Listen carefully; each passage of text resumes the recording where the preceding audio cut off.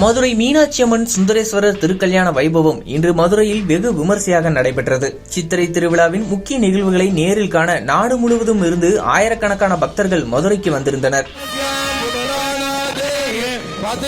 இந்த நிலையில் பெரும் கூட்டத்தை கட்டுப்படுத்தும் நோக்கில் மதுரை ஆதீன மடம் பகுதி மற்றும் சித்திரை வீதிகளில் போலீசார் கடும் பாதுகாப்பு மற்றும் தடுப்புகளை ஏற்படுத்தினர். சில பக்தர்கள் இது கோயில் இல்லையா, இந்தியா பாகிஸ்தான் எல்லையா என விமர்சித்தனர்.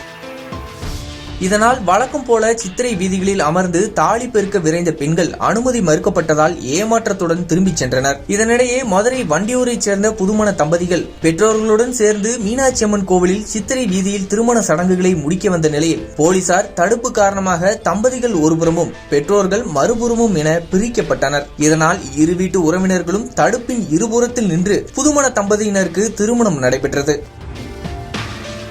குறிப்பாக தடுப்பை தாண்டி சுமார் 500 மீட்டர் வரை இடம் காலியாக இருந்த போதும் போலீசார் கராராக புதுமண தம்பதியினரின் உறவினர்களுக்கு அனுமதி மறுத்தனர். இதனால் புதுமண தம்பதியினருக்கு மனவேதனை அதிகரித்தது. பொதுமக்கள் பாதுகாப்பு அவசியம்தான், ஆனால் அதே நேரத்தில் திருமண சமயத்தில் சில மனிதநேய மனப்பான்மையுடன் பார்க்க வேண்டும் என தெரிவித்தனர்.